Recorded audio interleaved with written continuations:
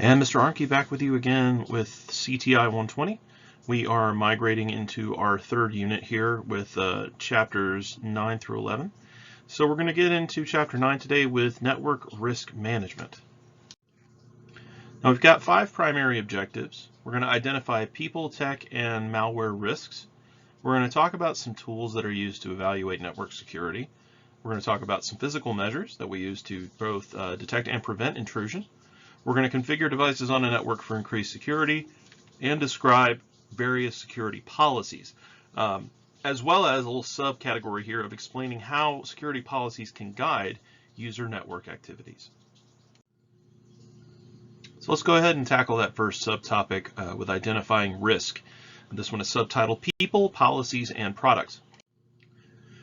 So security risks has a lot of terminology. So of course we want to make sure that we're using terminology correctly so that we can identify how to communicate things to one another. I always tell students this, if you don't have the right vocabulary, it's very difficult to communicate what it is that you mean. A hacker originally meant someone who masters the inner workings of computer hardware and software in an effort to better understand them. And as such, they were able to perform certain actions to bypass security. Now, hackers are basically described as individuals who can gain unauthorized access to systems. This doesn't mean necessarily that they did it themselves. They can be the dreaded script kiddie who can use scripts to run things like that. A lot of hackers will actually write their own scripts in order to automate things. The way that you see it in movies is not accurate at all. It's not somebody sitting there rattling away on a keyboard. It's actually setting up a tool, going ahead and doing some recon, and then going ahead and allowing it to run automatically in order to perform whatever intrusion or testing or whatever else you've got going on. Now there are some different categories, of course. We have what are called white hats, black hats, and gray hats. White hats are security experts who are hired by organizations to identify vulnerabilities internally and externally. So they want to say, we have a service that relies very heavily on exterior online presence, or we have data that could be very dangerous if it was compromised. So we want to make sure that our internal and external traffic is always going to be correctly partitioned. These are usually called ethical hackers. That's actually the category that I fall under. When I was working on my master's, I actually got my ethical certified hacker certification. Certified ethical hacker, excuse me, let me get the terminology right. And the idea is that you have to have a very strong moral compass about this stuff, because there's a lot of things that you can get into that would be very dangerous on systems where people do not take a great deal of care with their electronic entry and exit credentials or whatever you have. There's a lot of stuff that they just kind of post willy-nilly. A lot of people think that for some reason, because a phone fits in your pocket and stays with you, that the data that's on it is secure as long as it's not hooked up to a desktop or something similar. And that's simply not true. Black hat hackers, of course, are the opposite. These are groups or individuals who will go in and cause damage, steal data, compromise privacy, and just utterly wreck someone's system. Now, this could be for some people would find it amusing. Some people enjoy creating disruption. Some people do it for financial gain. Some people do it for political ideology. There's a ton of different methodologies that are there. Gray hat hackers, as you might imagine, are a blend between white and black. They abide by a code all their own, and everybody in the gray hat community has a slightly different line. So they may engage in illegal activity, but the idea is they want to educate and assist. So there are hackers that will perform black hat actions, but do so for white hat reasons. So it's important to understand hackers exist on a continuum. Now, again, some of that terminology, we're going to bring it back from more of the earlier parts of the semester. Vulnerability.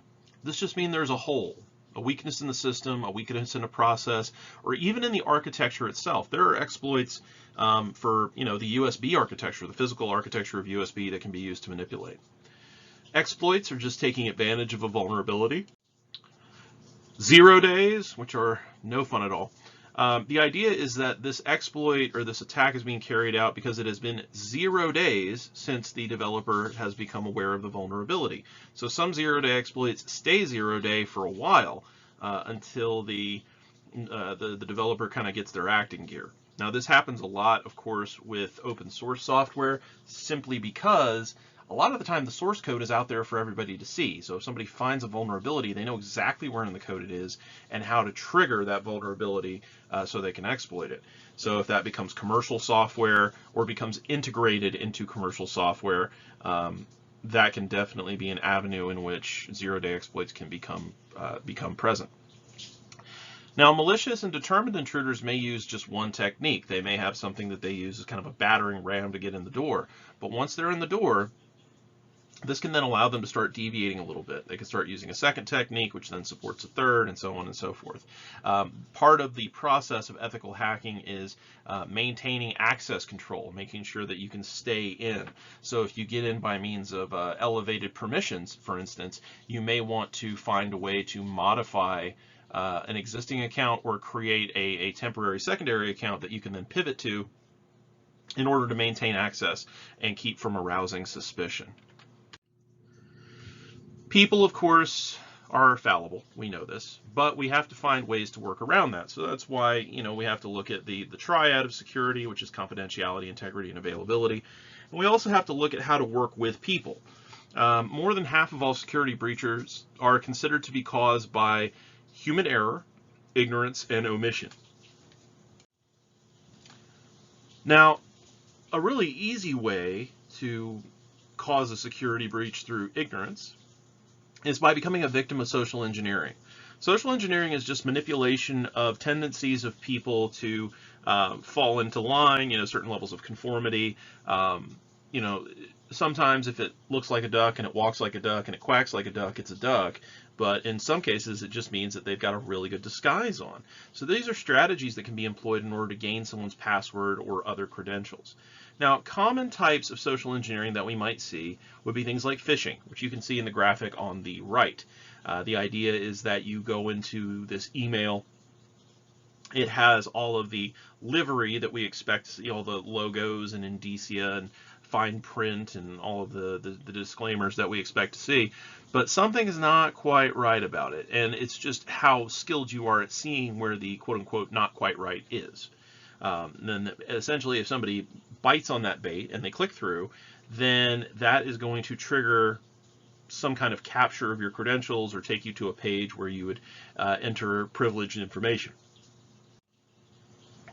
At such point, then if you updated your credentials or changed something thinking that you were on a privileged page, you would essentially have just handed your credentials to the attackers in question. Baiting is very similar.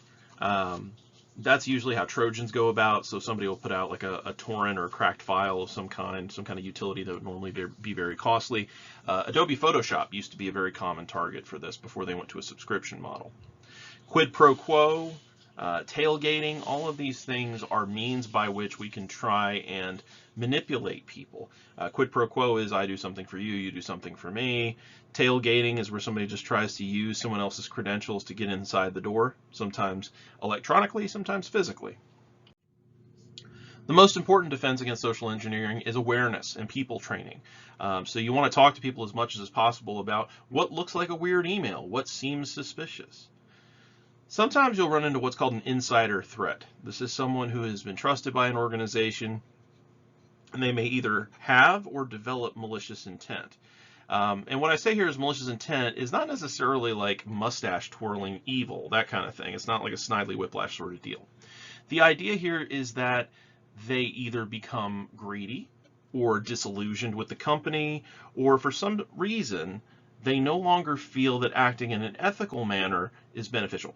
They feel that for whatever reason, they can subvert the authority or information that they've acquired to try and gain greater benefit of some kind. So how do we reduce these insider threat risks? Well, of course, as any company you've ever worked for has done, you get hit with a background check. They always want to make sure that you haven't gotten fired for stealing or for hacking or for bank fraud or anything like that. You also want to make sure as an administrator that you establish very quickly the principle of least privilege for all your users, regardless of how high up the tree they are. Even if somebody is like the CEO of the company, they don't necessarily need to have completely unfettered access to everything in the computer system. That doesn't make sense. That's what they hired you for as an IT administrator, right? So the principle of least privilege says they only need certain permissions to be able to do their job. So if they have permissions beyond that, we need to curtail that access. We also need to put in checks and balances on employee behavior, meaning that maybe for certain things it takes 2 people to authorize, especially for things that are really critical. Again, the example of the CEO. Maybe for financial decisions, both the CEO and the CFO have to have authorization on a particular item. You have to have a sign off from both of those people. DLP, or data loss prevention, can come in the form of different solutions. These are usually going to be automated systems that will analyze data, identify it as sensitive based on criteria that it's been given, and will prevent it from being copied or transmitted off the network. So certain files may have permission modifications that don't allow them to be copied to a local drive or copied to a flash drive or emailed away, things like that. Sometimes it can be as simple as just having a watermark that is added. When I worked for a particular electronics retailer a couple of years ago, whenever we would get information for our Black Friday sales, the PDF that we would get would generate from a link that you would click when you were logged in, and then your employee number would be stamped across it. And it wouldn't be so obnoxious that you couldn't read the content, but there was not really any comfortable way that you could go through and scrub all of the visual perceptive information that was there, not to mention the fact that there would have been almost certainly an electronic fingerprint present as well. So DLP can take a lot of forms. Now, this is a heavy slide. There's a lot of material here, but that's because there's a lot of inherent risks in hardware and design that we have to be aware of as technicians. First off is one of the easiest ones to deal with because it's one of the things that people assume is not as big a deal as it actually is, which is MAC spoofing. Your MAC address, media access control, is the physical burned-in address of your interface. So if you have a wireless network card, if you have a physical NIC to where you plug in a cable, things like that, that address is supposed to uniquely identify your device on a global scale. So if somebody can impersonate that, then there's some things that can be done in order to try and intercept traffic that should be going to you, but instead is going to an attacker. So impersonation of this kind is very, very dangerous. Thankfully, there's a lot of challenge materials that we can set up in order to identify by more than just the MAC. That's why the OSI layer has 7 layers, right? Denial of service. Now, denial of service has many, many flavors. Standard denial of service is just where a flood of broadcast pings, or what's called the ping of death, gets sent out, and that will essentially flood all of the inbound access ports of a particular service in order to prevent them from being able to handle legitimate traffic. For certain businesses, this is very difficult to carry off because they have a lot of redundancy or protections of this type.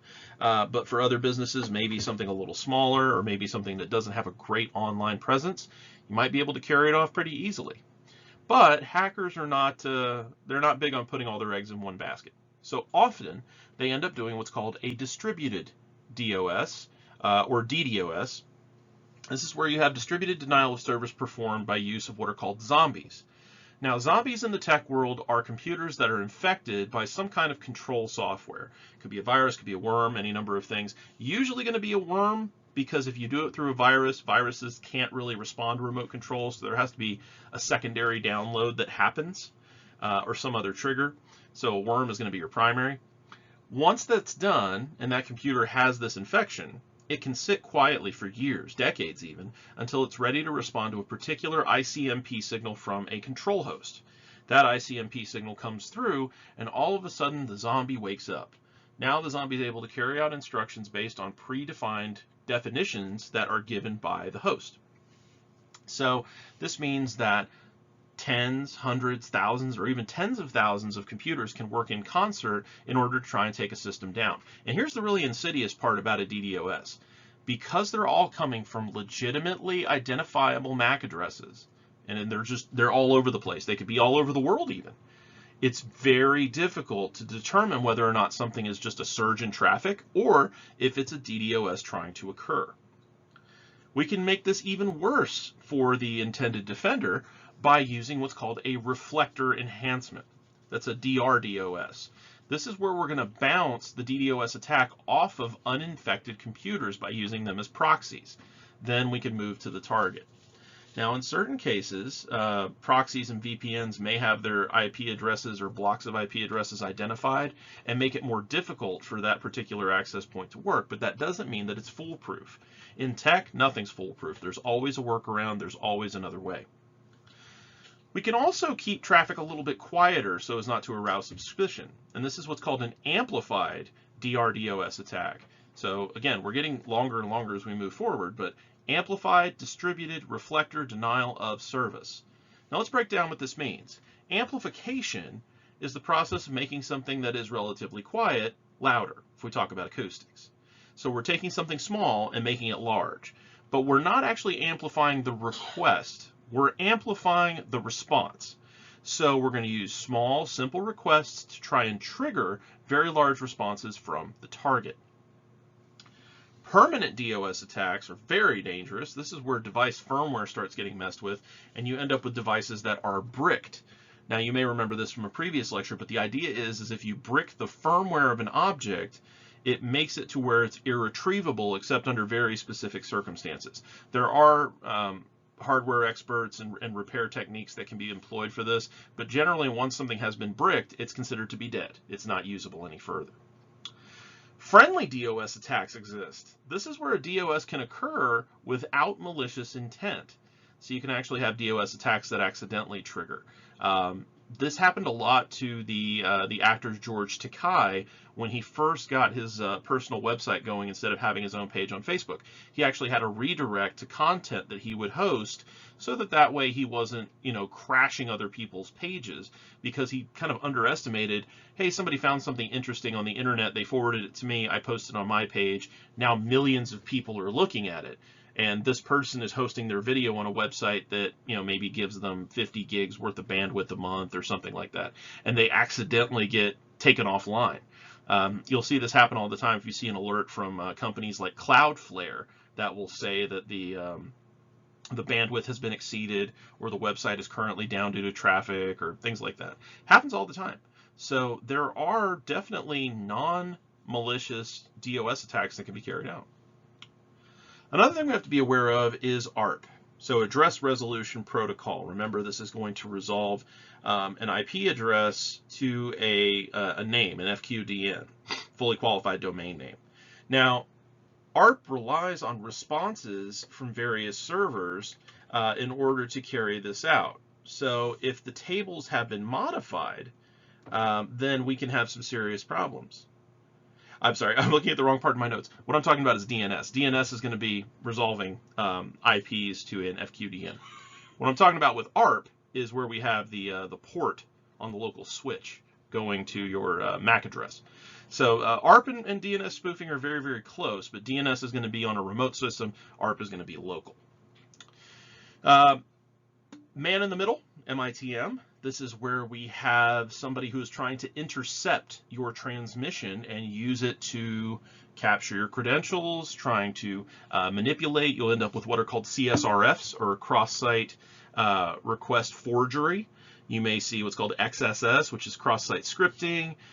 You may see SQL injections in this way, but the idea is your traffic is going to an external site, right? So if I log into, www.mybank.com and I'm trying to log in to check my balance or things like that, if somebody can get in between me and that website and they can observe or manipulate the traffic as it's moving, then they can modify what I'm seeing as well as what my bank sees.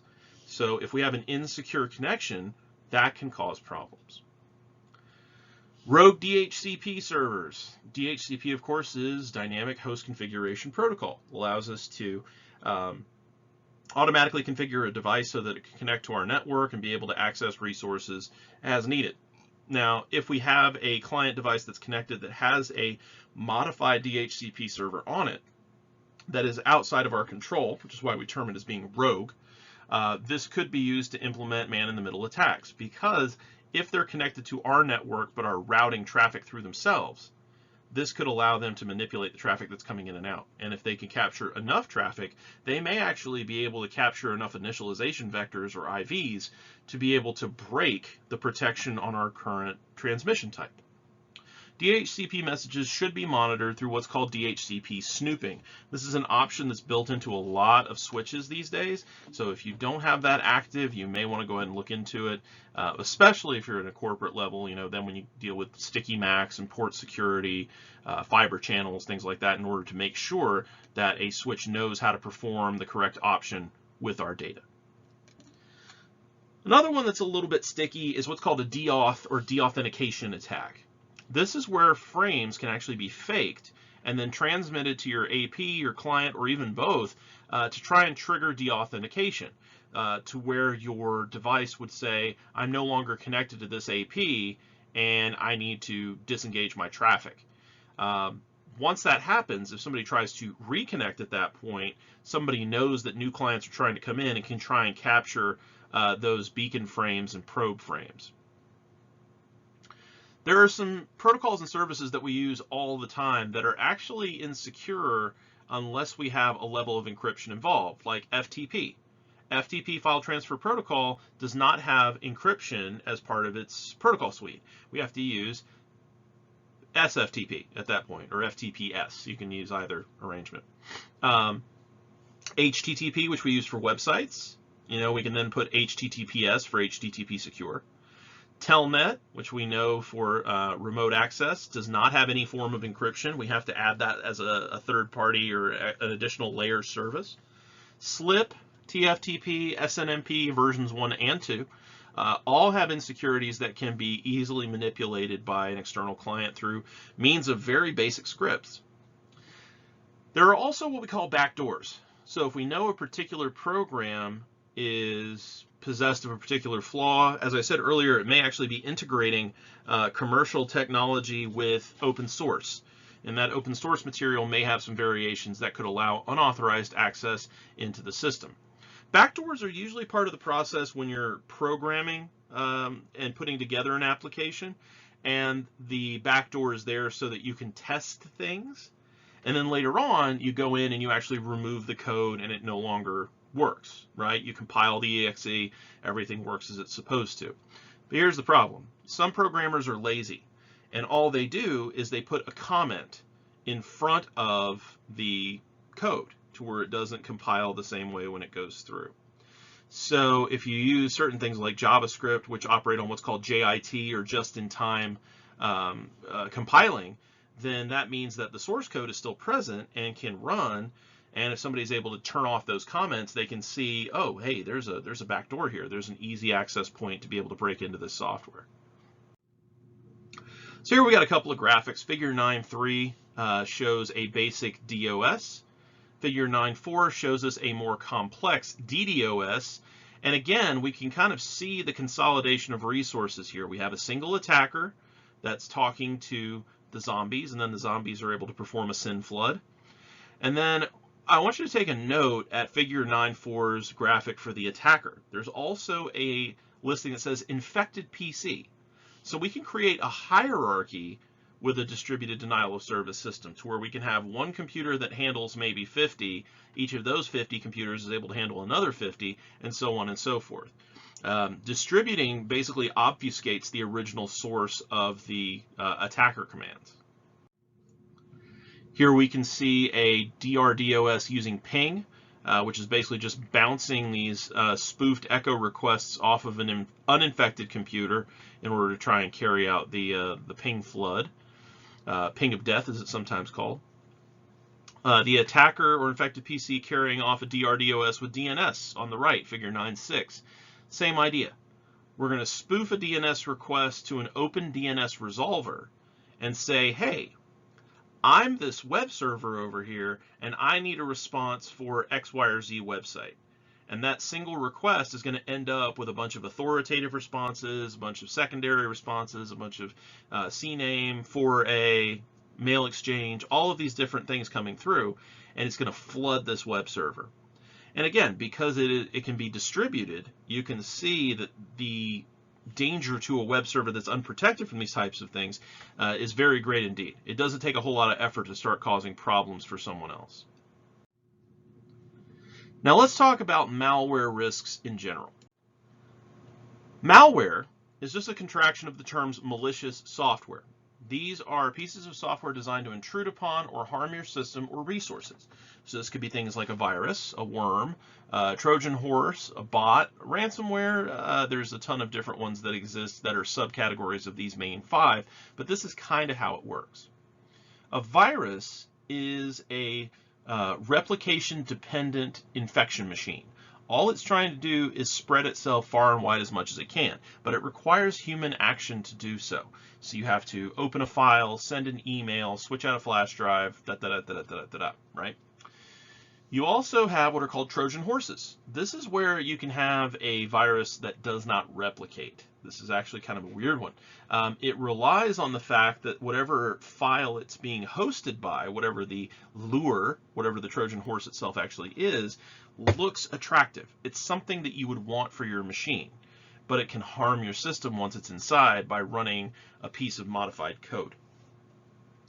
Worms are going to be kind of the inverse of a virus in that they're all about spreading, but they can run independently, they can be remote controlled, they can have a lot of sub packages that can perform various things across the network. Bots are automated, robot, just you push the button and it goes, but you don't have to push the button to start or stop it. You can just go ahead and set it out into the world, and based on predetermined conditions, it will just start engaging in whatever activity it was programmed to handle. So that could be attacking systems, destroying data, launching objectionable content, launching DOS attacks, controlling DOS attacks, or opening backdoors for further infestation. Opening backdoors is actually something that Trojans tend to do as well, so that may be kind of a cross-platform there. And then, of course, ransomware. Ransomware comes in 2 flavors. You've got true ransomware, which is where your system is actually locked until you have paid a ransom of some kind, or you may have what's called scareware, which is where the ransom is false. It's basically somebody trying to spook you into making a particular set of actions. Now, if we look here at figure 9-9, we can actually see this version of the Jigsaw ransomware is threatening to send all of your contact information, all of your logins, all that stuff to various people. Now, is that necessarily legitimate? Well, it depends, because people will sometimes impersonate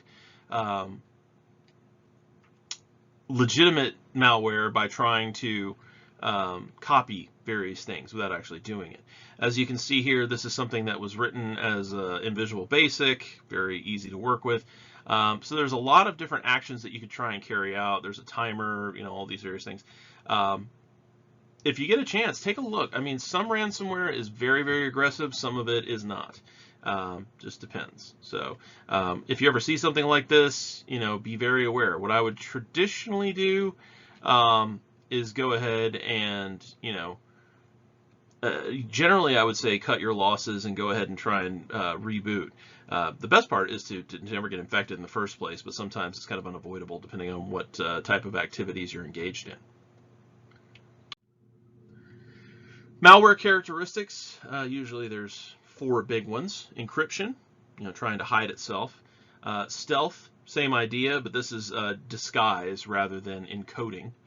Polymorphism, which is where it can change whenever it transfers to a new system or based on time.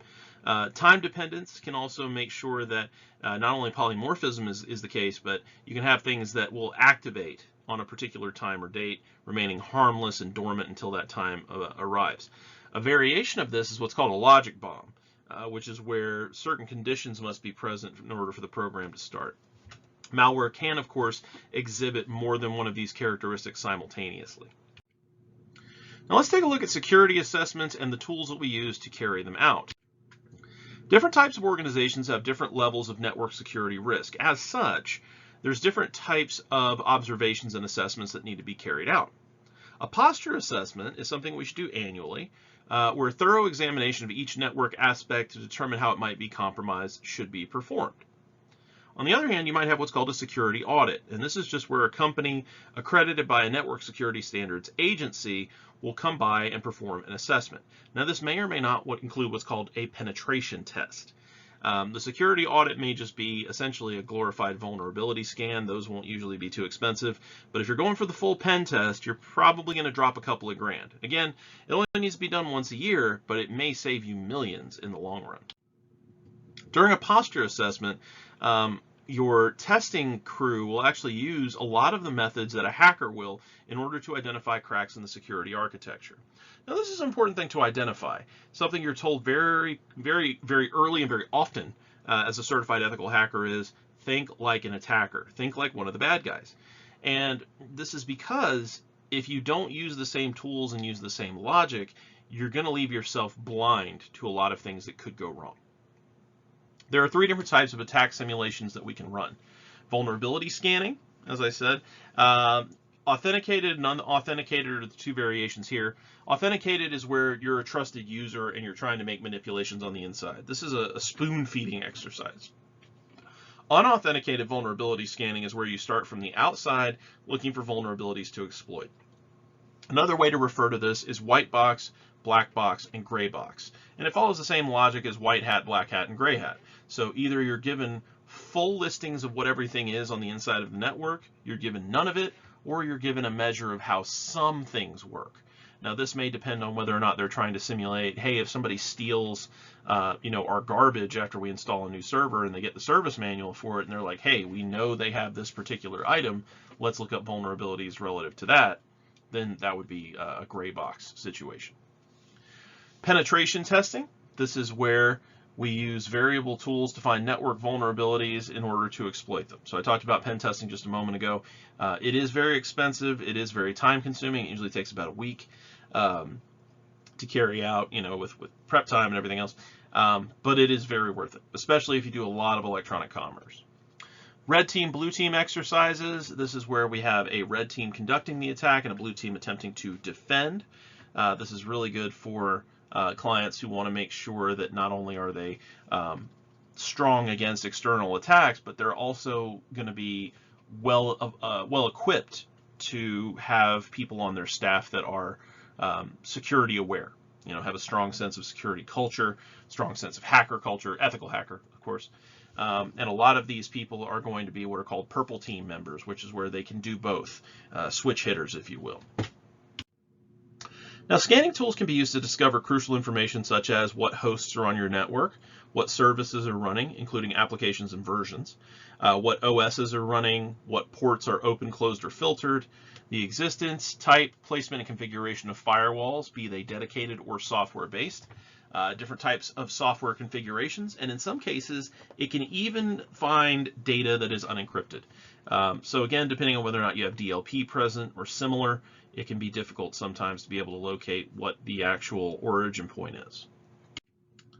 Now, there are 3 popular tools that we tend to talk about when you're getting introduced to the whole hacking game, if you will. There's a lot of them out there. I had to learn probably about 120 different tools by the time I got my CEH. I didn't go in depth with all of them, but I was aware of what they all did by name. I studied really, really hard for that exam, so I went, neck deep and all that stuff. And there's a ton of different equipment that's out there. There's command line stuff, there's GUI stuff, there's entire suites of things. But the big ones that you're going to see are Metasploit, Nessus, and Nmap. Now, Nmap, of course, has a GUI-based version called ZenMap. So it's Nmap and ZenMap are the same thing in terms of the functionality. It's just whether or not you're going to see a graphical interface or a command line interface. Nessus is a little bit more sophisticated with Nmap. It pairs well with things like Hydra, a couple of different tools in that way. Nessus is not built for large networks like Nmap is, but it does provide slightly more in-depth scans. And then Metasploit is based on cracking Windows systems for the most part. It combines known scanning and exploit techniques to explore potentially new attack routes, and it can be built in package form. So you can actually set it up to say, hey, we're going to go ahead and use, X, Y, or Z in order to try and break this. Honeypots and honey nets. Honeypot is a decoy. It's purposefully vulnerable, trying to entice hackers to go in. It may purport to be a server or some kind of storage location, or it may appear to have a lot of protection protocols on it, but they're all out of date, which would be easy to break, especially if you use like a poodle attack. Poodle is where you're attacking. I want to say it's TLS, and essentially you're trying to walk the system back to using a deprecated version. It's called walking the dog, trying to get it to go back to an older version, which could be easier to break. And then a honey net is just a group of honey pots that are linked together. Now, honey pots and honey nuts are very common to drop into what's called a DMZ, demilitarized zone between two firewalls, in order to attract automated tools. Physical security. Oh yes, it's often left out of most people's conversations about how important physical security is, because everybody's thinking, oh, hackers come through the internet. Sometimes people may actually try and sneak inside the front door dressed as a repairman or a painter or a, survey person. Who knows? So, physical security means we should restrict physical access to critical components and have observation in order to make sure that only authorized persons are going to the correct areas. Only trusted networking staff should have access to secure computer and data rooms. There needs to be a hierarchy so that in order to make something happen, it's not just anybody who has a key. You have to have the key, you have to have the password, you have to have the correct authorization. Maybe it has to be the correct time of day. You can actually have time of day stuff to lock people out if you're really that paranoid about it. Preventative measures such as a simple locked door can make it so much more difficult for people to get into areas in which they have no authorization to be. It's also important to make sure that when someone breaches a perimeter, we have detection methods to be able to alert us. If somebody's just lost and they try and open the wrong door, that's one thing. But if we don't even check, then the possibility is that that person has malicious intent and that they are trying to breach a secured perimeter, which is very much something we want to avoid. Now, a security policy should define who has access to a computer room. There's a ton of different access controls out there. You can use keypad locks or cipher locks, or you actually have to put in a code. Key fobs, like you have for remote access for a car. You can have these for locks and other security systems. You can use RFID. You can use proximity cards, which you would use not only RFID but NFC in certain cases. Access badges, biometrics. Biometrics scan 5 different things. The big 3 things that we look for are knowledge, identity, and a physical token. So what you have, what you are, and what you know. Here we can see a badge access system on the left. That badge reader is in front of any room in which somebody would need to get into a secured place. 914. The proximity card doesn't actually require physical contact, even though people do tap it on there. It's usually within a radius of about anywhere from about 4 inches up to about 6 feet in certain cases. Depends on what type of access it is. Fingerprint scanners. Fingerprint scanners actually don't scan your entire fingerprint. They look for specific mark points on your fingertip to see whether or not they're a ridge, a whorl, or some kind of identifying mark there. So it's just looking for specific points. Detecting physical intrusion. Motion detection, of course, a lot of infrared for that. Video surveillance, tamper detection, so you can look for temperature changes, contact voltage points between 2 strike plates on a door, certain kinds of radiation, input frequency, motion sensors, whether or not something has kinetic motion applied. Asset tracking, so you can have things that have RFID tags that are the size of a grain of rice. You can have much larger tracking tokens on pallets. You can have LoJack on laptops, switches, things like that. Here we have a single-use plastic security seal. This is something that's actually pretty common. Inside of that security seal, specifically the stem that you see passing through that padlock hole, that is a metal tube. So essentially the idea is that you come through with a bolt cutter or similar and you cut it, and you can use that to open up the meter and make modifications, things like that. but you don't have something to reseal it with. So the seal has a stamped serial number on it, so whenever somebody opens it up, they have to make a note, clip the seal, replace the seal, and then sometimes turn the old seal back in order to verify that it was destroyed. On the right-hand side, you can see an RFID label, which is kind of that white stripy thing. You can see there's the kind of like loopy wiring coming off of the two ends. There is a little circuit in there, and the loopy bits that you see, the majority of an RFID label, is actually the antenna. And as that box passes by a particular location, it will automatically trigger to say, hey, I'm migrating from one place to another. This is a big part of how UPS, FedEx, and the United States Postal Service keep track of where boxes are. Now, when we're planning for physical security, we need to ask some questions. Which rooms contain critical systems? By what means would an intruder gain access? To what extent are authorized personnel granted entry, and how does it occur? Are employees instructed to ensure security after leaving or entering a secured area? Do they make sure the door closes? Is there a physical lock that they need to turn?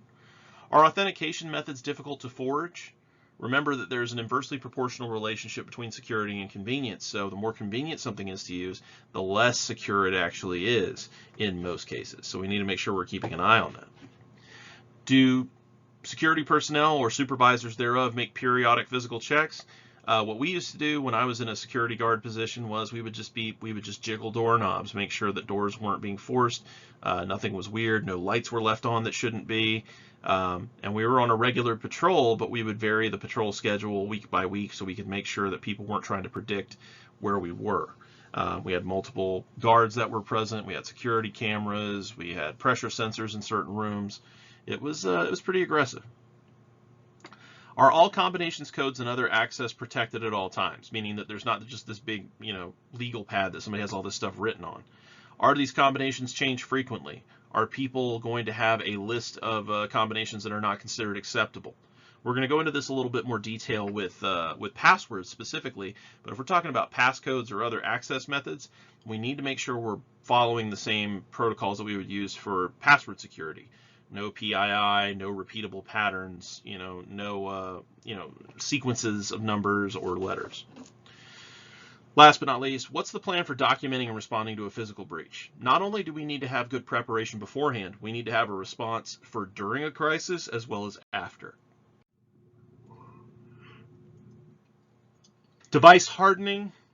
These are just steps to secure a device from network or software supported attacks. This is providing multiple layers of defense so that if one layer fails, we don't automatically allow access to a sensitive or protected piece of equipment.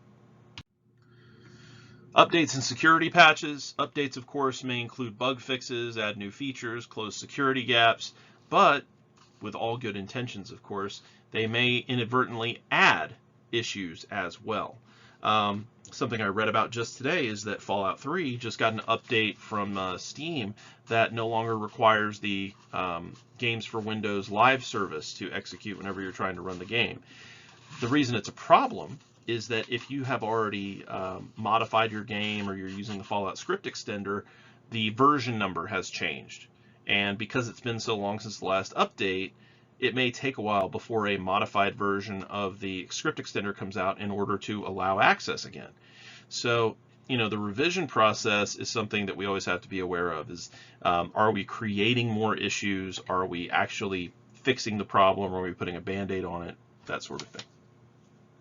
Something else to be aware of is the process of properly managing and applying security patches. So discovery of the patch, standardization, layered security. Again, we have that multi-phasic approach to make sure that we don't have failure from lack of hardening, also sometimes called defense in depth. Vulnerability reporting, implementation, assessment, and of course risk mitigation. What do we do when a risk has been identified? Administrative credentials. This is one that's really important because, as I talked about earlier, you don't want there to be just one target that somebody can go for and then all of a sudden they have access to everything internally, and it's very hard to try and stop that. So many devices are managed via remote access connections. SSH keys are more secure than passwords as they're more difficult to crack, but they're also a lot harder to replace in the event of an incident. They're not exactly something you can just carry around. So again, security and convenience are not comfortable bedfellows. Many devices offer the option to configure several administrative accounts with varying levels of access. So you can say, you know, admin 1 has this level of access, admin 2 has slightly more, admin 3 has more access than 1 in one area, but less than 2 in another. So, you know, you can kind of have checkboxes as to what they have the ability to modify. The most privileged account type for a privileged user, there are different security precautions we need to involve: limited use, location, duration, access, and privacy. So they can only use it X number of times or for X amount of time. They can only use it while they're on a physical site. You know, VPNs can of course enhance or in some cases make this a little bit more of a threat. Access, of course, you know, what can they get into, what can they not? In certain cases, they may need to request physical access through another employee. And then, of course, limited privacy, meaning that the transactions that they're carrying out are going to be very visible in order to make sure that they can be correctly monitored. Services and protocols. So we talked about earlier things like FTP and HTTP. Any service or protocol that is considered to be insecure or is known to be insecure should be disabled wherever possible. So to protect devices, let's take a look at how we deal with this. Of course, let's involve secure protocols instead of insecure where possible. Any service that you don't need should be turned off. And that's true of your home computer, not just in the business world.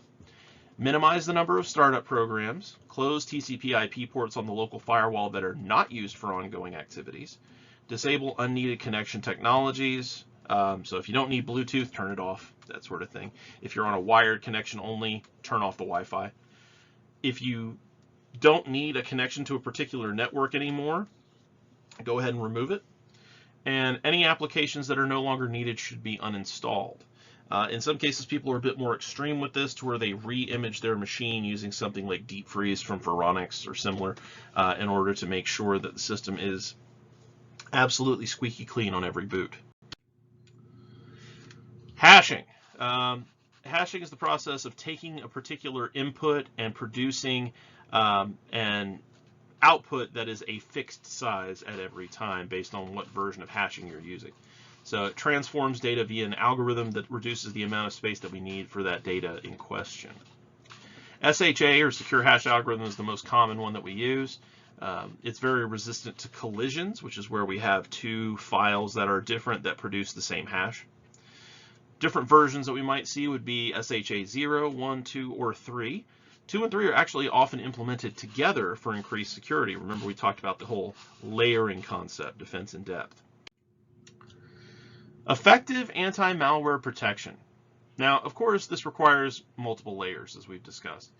An appropriate program, constant vigilance, continual updating, and educating users. That last one is probably the most critical, because no matter how well you get the system set up, no matter how well the machines behave, you still have people. And if people aren't aware of how important security is, they won't necessarily make good decisions every time. If you impress upon them how important it is, if you put some penalties in the way, then of course we can probably have a much better expectation of success. Malware leaves evidence. You know, sometimes the evidence is very minor, but there are fingerprints that are left. So in certain cases, you know, hackers may not care, and other times they may be much more aware of, hey, I need to go ahead and get this cleaned up so that way they can't trace it back to me or my group or what have you.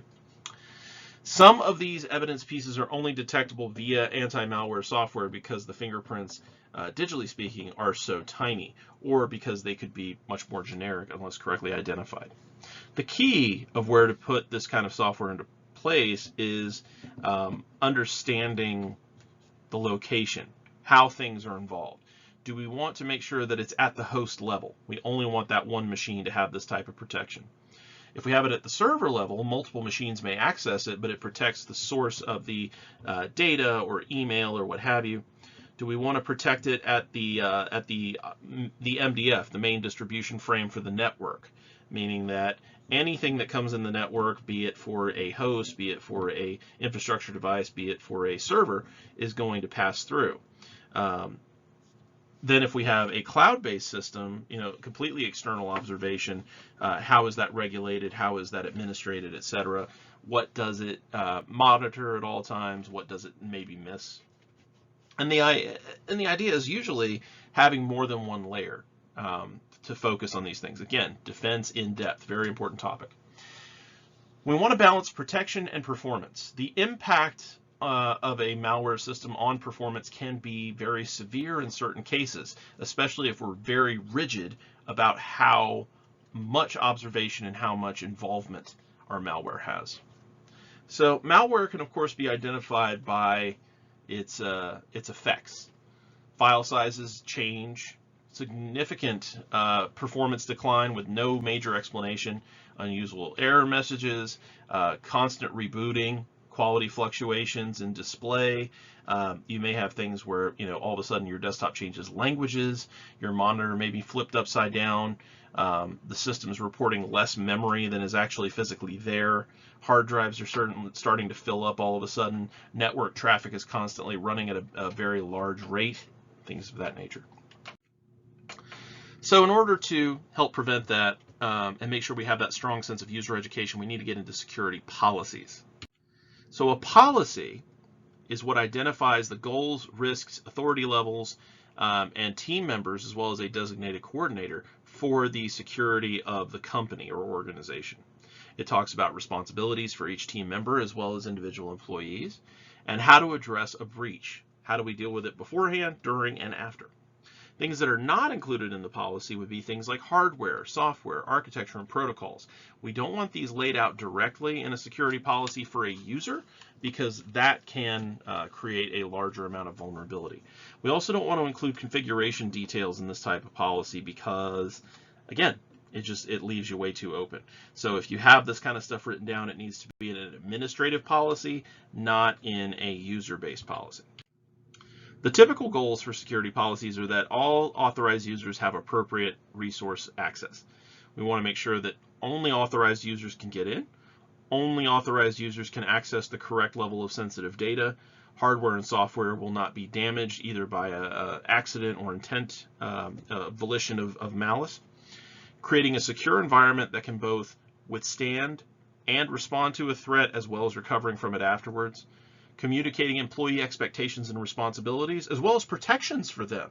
Remember that a security policy doesn't just protect the company in terms of finances and things like that. It can also be there in order to protect employees, so that if something was spoofed and the employee has evidence that they didn't do whatever it was, it's a process called non-repudiation, basically saying, did it originate from this place? No. Can we prove it? That sort of thing. Repudiation is basically just the ability to say, I didn't do it, and then the burden of proof can shift in certain cases. We can also have employees sign a consent to monitoring form, which allows us access to much more vigorous security methods, especially when we start to talk about what's called BYOD, or bring your own device. Our strategy is to use consensus. We want to get as many decision makers as possible involved and form a committee. And then the security coordinator we just talked about a little bit ago will be used to drive the creation of the policy. So it won't just be one person's decision, but there will be one unifying overview. You have somebody who's kind of leading the crowd. They listen to the opinions of all involved, they take a vote, they bring in, okay, this is something that's critical, this is something that's not so critical, and then the coordinator is able to say, all right, I think we have a framework. We can also make sure through a security policy that people understand the potential for damages. The posture assessment helps us to see where the holes are, where the gaps are of each threat, and what the likelihood is. If a particular threat is, inevitable, we need to make changes based on that. If it's something that's very unlikely, obviously we need to be aware of it, but it's not something we need to be sitting there biting our fingernails over every day. So BYOD, as I said, is a major concern for technology right now, bringing people in and being able to allow them multiple avenues of access to privileged resources. BYOD is, in short, the practice of allowing people to bring personal technology into a facility to perform professional responsibilities. Now, there are some variations of this that don't involve devices specifically, but things like bring your own application, bring your own cloud, bring your own tech, or choose your own device. So instead of BYOD, where you already have one, choose your own device, which is where the company supplies you a device based on your job description. So they may give you a particular model of cell phone, they may give you a tablet, they may give you a smart device for authentication purposes. You never know. It just depends on the company. Security and legal compliance must be sufficiently addressed in clearly defined BYOD policies. So again, as I said a little bit ago, you want to make it very clear. The BYOD is to not only make it easier for employees, but to make it easier for the company to say, okay, we've got you listed as, in possession of this device, which is set up for access to this particular company resource. It's been encrypted, we have it synchronized, and we have remote control of the device if we need to wipe it. So if those policies are clearly established, it sets an expectation for the employee that, okay, if something goes wrong, and I have data on my phone that is breached, even if it's not directly from my device, it may end up getting remotely wiped. So again, we want to make sure that expectation is established early so that people aren't like, well, the last voicemail I had from my mother before she died was on there, or something similar. When I was working for, again, unnamed electronics retailer, I worked in the cell phone department, and I had to deal with making sure that people's data was transferred efficiently, effectively, and completely, so that way they didn't lose anything as they were moving from device to device. And it was a real challenge sometimes. BYOD may include onboard and offboard procedures, which is where you bring a device into and remove a device from your network. Now, this can be handled automatically by creating policies inside of what's called MDM, or Mobile Device Management. MDM can automate enrollment of an employee adding their device to a network or using any of the other BYOD variations.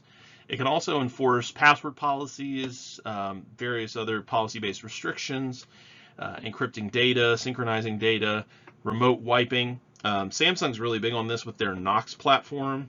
Samsung approved for enterprise. Safe allows for remote wiping, access encryption, and policy enforcement. It can also monitor device location and communications. So be aware, BYOD is nice, but it gives a lot of visibility to your employer. So you have to make sure, again, what are the restrictions and protections that are in place for you as an employee. The same way we talk about think like an attacker for ethical hacking, we also have to be able to think like not only a company, but as an employee for the purposes of BYOD enforcement. The Acceptable Use Policy, or AUP. This is going to explain to users what they can and can't do while accessing network resources. It can explain penalties for violations, and it likely describes how this protects network security. There's a ton of restrictions here. I'm not going to read through all of them for you. I know you guys can read, but the general idea is, think if your boss was standing over your shoulder all day. That's how we would expect you to behave in terms of the choices that you make. Do things that are legal, ethical, and in the best interest of the company. Make sure you sign out. Make sure that you don't share your password with people. Make sure you're not sharing company data or customer data, things like that. NDAs. NDAs, of course, are big in tech startups because there's a lot of proprietary information going on. Somebody's trying to find a way to reinvent the wheel, and they want to make sure that nobody steals that idea and tries to go forward with it. So NDAs need to be able to define not only what is considered acceptable or unacceptable behavior, but it also needs to make it very clear what confidential and private means to the organization. In environments like a hospital where there's a ton of sensitive data or confidential data being involved, policies should classify information in degrees of sensitivity, and it should have a corroboration of how strictly access is going to be regulated. So if we have very sensitive information, we want to make sure that the regulation of that is strictly enforced, that penalties are clearly identified, and that separations are in place. Separations of job duties and job rotation, and co-authoring or verification of items by using more than one employee, multi-factor authentication resources, etc. Security can be a very expensive business, but again, it's an investment. It's making sure that we don't leave ourselves vulnerable to very negative consequences on the back end. Password policy. if there was ever a slide that I would say that this is a good one to grab a screenshot of or to make notations, these are things that will work in your daily life as well as in your professional life. Passwords should always be secure because they're a primary method for access, and we are working towards a password-free future because passwords are so inherently weak. They rely on human memory. They rely on being able to be hashed and stored. So we're moving towards more multi-authentication, tokens and things that we can use like biometrics in order to try and identify a user much more vigorously. But until then, passwords are still going to be the name of the game. So here's some tips. Always change your system defaults. Never leave system defaults in place. It's a bad idea. Even if they're randomly generated, the algorithm that's used to randomly generate them may be breached in the future, which means, hey, your randomly generated password can now be cracked by the basis of a couple of different criteria that are present. Never use PII. Personally identifiable information, things like your name, your nickname, your date of birth, parts of your social security number, your pet's name, your favorite book, your kids' birthdays, the first car you ever drove. Don't use dictionary words. If it's something that would appear in the dictionary normally, that dictionary can be digitized and fed into a password cracker. Your password should, of course, have greater length than 8 characters without repeating words, numbers, or other discernible patterns. Don't use a single letter, number, or symbol more than twice in succession. No easily recognized phrases. Don't write your password down or share it with others. Change your password every 60 days at least, possibly more frequently if you can manage it. After a password has expired, discard it. Do not consider it for reuse because at that point it is now part of the list of items that could be used to breach your information. Use passwords for different applications differently. Of course, we don't want to necessarily have any repeats. That's probably the one that most people are guilty of, to where they will go in and say, I'm going to use, trying to think of something that's random. I'll look at something on my desk. Satisfaction guarantee 2, satisfaction guarantee 3, satisfaction guarantee 3 exclamation point. These are all things that help to make the passwords different enough to where most password qualifiers would say, okay, that's different enough, you can use that password. But if somebody has a rainbow table set up or is already salting it based on their knowledge that you always use satisfaction guarantee as part of your password, that could probably speed up their cracking process pretty significantly. If you need to create a lot of different passwords and it's difficult for you to keep track of them all, because human memory is pretty fallible. There's a lot of different password management softwares that are out there. I was really kind of saddened to see that LastPass had gone for a paid subscription model now, but I'm sure somebody else will come up with a similar product in the future. So of course, just keep your eyes open for that. Be aware of the limitations of things like Keychain if you use iOS, or Firefox Sync, or any program that allows you to store passwords for use in an automated fashion, because that automatic access could be used against you. Privileged user agreement or privileged access agreement, so called a PUA or a PA. This is going to address specific concerns related to privileged access as given to system administrators and to support staff.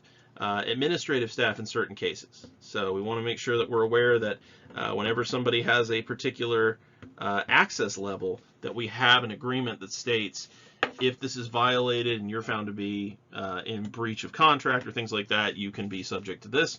Or, these are the qualifications that you must do in order to make sure that your password is in compliance every 30 days, 60 days. Password has to be this long. Usually much more restrictive than a standard user policy. When accessing a privileged account, you should only stay signed in as long as you need to perform the task that is being done, and then sign back off. So if you're using an administrative account to be able to install software, sign in, do the install, sign off, or temporary credential, things like that. Privileged users need more frequent training as well as reminders to avoid falling for social engineering. So people in this level of control or level of access should be much more aware of security They are probably going to need to be CC'd in a little bit more on security platform or posture meetings. And privileged accounts can also be monitored via what's called a PAM, Privileged Account Management Tool. So that's a handy way to make sure that their activity falls in step with what is expected for their particular access level. A lot of this is based on what's called heuristics. Heuristics is a behavior-based analysis model, so that way you can see whether or not somebody's behavior is trending towards a particular hazard. Anti-malware policy.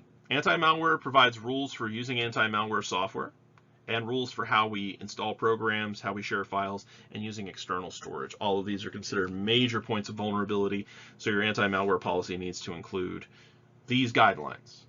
Every computer should be equipped with some form of detection and removal software. Users should not be allowed to alter or disable the software. Users should know what to do if the anti-malware program triggers. And an anti-malware team should focus on maintaining these measures. Usually it's just automated updates with signatures and things like that. Users should be prohibited from installing any unauthorized software on their systems, and system-wide alerts should be issued to network users notifying them of serious threats and how to prevent infection. So as you can see from this chapter, a lot of what we talk about is establishing a clear set of rules and expectations, as well as establishing response methodologies. How do we deal with the day-to-day activities? Okay, well, here's the rules. How do we deal with a particular threat? Here's the rules. What do we do after the threat has passed? Here's the rules. That's what you want to see as a technician. That's what you want to see as a security engineer. That's what you want to see as an IT staff member at any level, is that somebody has sat down and thought about the major items that are likely to occur. And these documents should be living, so that way over time, if something goes completely haywire, we have the ability to say, okay, we've experienced this once, we have some new stuff in place to say if this happens again, we're not going to get hit as hard, if at all. Important safety tip, learn from your mistakes. So that is chapter 9. Thank you, ladies and gentlemen. I certainly appreciate your time and attention. If you have any questions or concerns, as per usual, you can contact me via the usual places. You can contact me directly through here on YouTube. You can contact me through Blackboard. You can contact me through my Google Voice number. And then, of course, you can always come by my office hours if you wish. It has been my pleasure to sit and go over this with you, and I hope I have expanded your knowledge in terms of security and protection, how we deal with physical and non-physical security. And as always, stay safe, and I will see you next class.